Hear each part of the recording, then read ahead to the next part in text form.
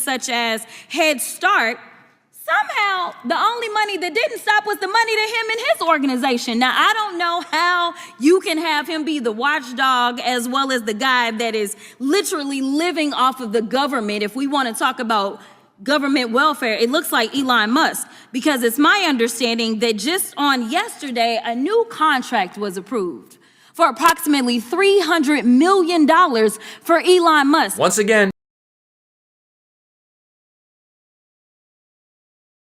she nailed it. Elon Musk is not draining the swamp. He is the swamp. While people who rely on government programs to help them are losing those programs, Musk's companies like SpaceX and Tesla and Starlink are getting billions of dollars in contracts from the government. But don't worry, he's totally unbiased. But the real issue here is that he's talking a big game about transparency, but he's not being transparent himself. This idea that Elon Musk shouldn't have to do financial disclosures like everybody else who's working in the government is ludicrous. They're the New all York over Times, the Doge website. well, also when you pull it up, it's empty right now. And President Trump said yesterday, oh, well, he doesn't need to do it. Caroline Levitt has said he doesn't need to do it. The New York Times is reporting that at least 11 of the federal agencies that they have gone after have open complaints, over 32 open complaints into Musk's businesses. Don't the American people deserve to know? He has tens of billions of dollars in government contracts. If you are the Doge master, then open up your own books. That's part of the federal government. They are spending money on Elon Musk Rich, and all of his technology.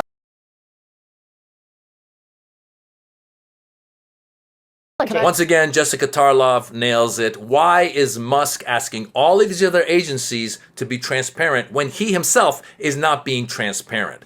Is he going to reveal these contracts and what's going on? Is he going to tell us about it? Is he going to be transparent, or are he and his buddies going to keep deflecting? If you are trying to conduct audits and figure out where the waste, fraud, and abuse is, I don't know why you would go to some tech guy. In fact, it was only techies that were sitting there at inauguration. We didn't have auditors. I would welcome auditors to come in and do forensic audits. In fact, he sat there in the Oval Office yesterday and he admitted that he was lying, and he was using his propaganda machine to do it when he said that we sent millions of dollars to Gaza for condoms. That was a lie. So let me tell you something. The gentlelady's time has expired. It is time for the us gentlelady's to do our time job has expired. and rein in this rogue actor known The gentlelady's as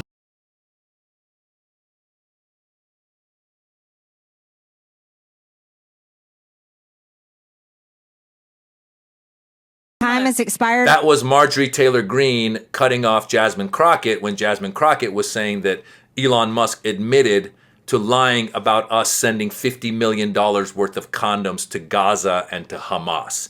But Marge jumped in and cut her off, which, by the way, does that mean that Marge is the head of a committee in Congress? I hope not, but I think yes. Mr. Musk, you said on X that an example of the fraud that you have cited was $50 million of condoms was sent to Gaza. But after fact-check this, it apparently Gaza in Mozambique, and the program was to protect them against HIV. So can you correct the statements? It wasn't sent to Hamas, actually. It was sent to Mozambique, which makes sense why condoms was sent there. Yeah. And how can we make sure that all the statements that you said were correct, so we can trust what you say? Well, first of all, some of the things that I say will be incorrect and should be corrected. So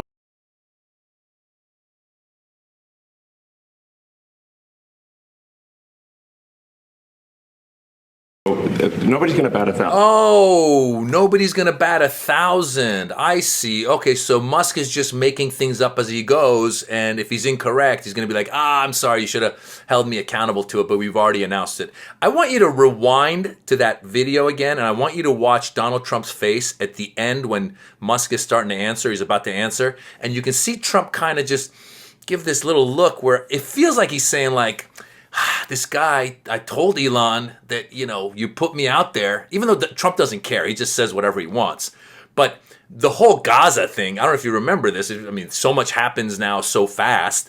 But just a week or so ago, as an example of government waste, Donald Trump went in front of the country and the world and said that we had sent $50 million worth of condoms to Gaza and that Hamas was using it to make bombs. And then just upon a simple Google search, people realize, the millions of dollars of condoms were going to Gaza, Mozambique, in order to try and prevent AIDS. So that was not correct, and they just moved on. They didn't come back and be like, oh, our bad, we made a mistake. No, that's what we're dealing with here right now, ladies and gentlemen, because people say, listen, Elon Musk is a genius. He's a successful businessman. He's good at this. He might be good at some things, but he's certainly not good at being someone who sticks to the facts. He's certainly not good at being someone who is fair. He's certainly not good as someone who should be an auditor of any sort.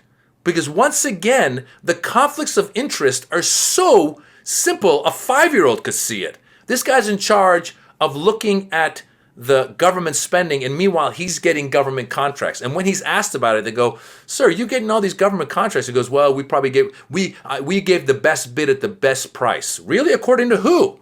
According to who?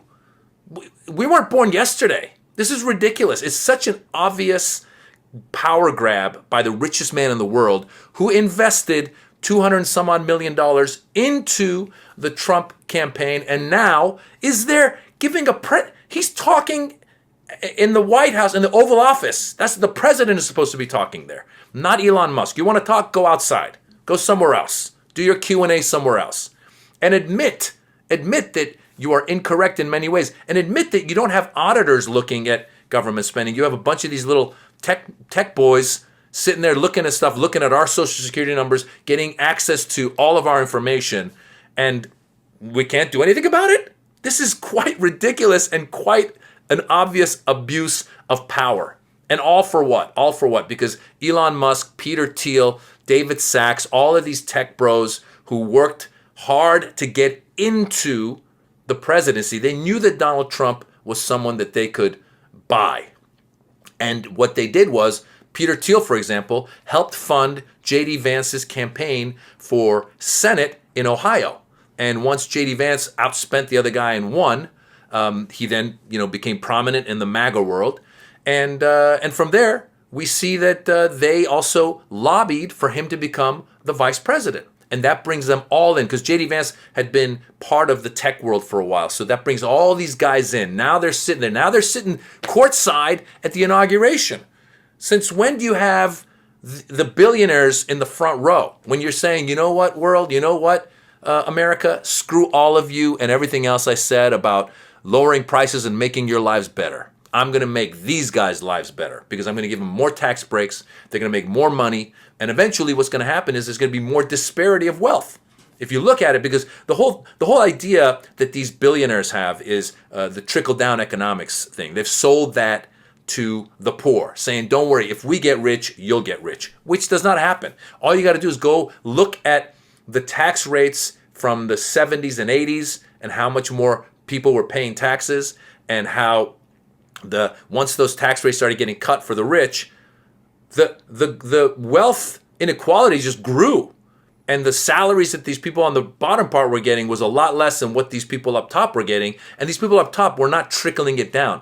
They were holding it for themselves and buying themselves yachts and buying themselves homes and buying themselves presidents, which is what has happened here, right in front of our eyes. A guy with the ego of Donald Trump sat there quietly and let Elon Musk talk as much as he wanted in the Oval Office. I mean, that should tell you everything you need to know, that he's been bought, that he does not care. At some point, Elon was like, listen, Donald, I'll fund whatever you want me to fund. Just hook me and my buddies up with our interests here, and I'll fund whatever you want.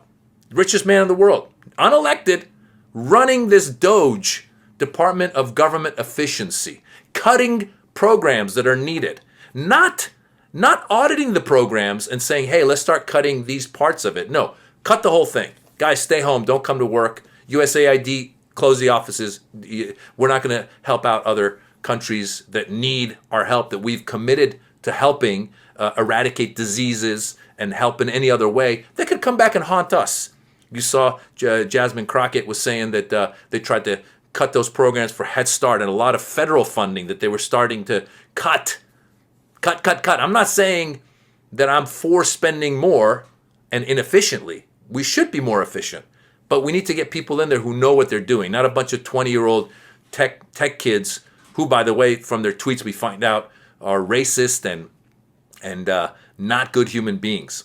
If you had someone like Ralph Nader doing this audit, I'd be like, all right, I kind of believe it. Because Ralph Nader's, if you remember Ralph Nader, he was the guy who was like, driving the same car he drove since he was in high school or something. He was the environmental guy. If you get a guy who's just, low key, I get that guy. Okay, let's have that guy do the audit.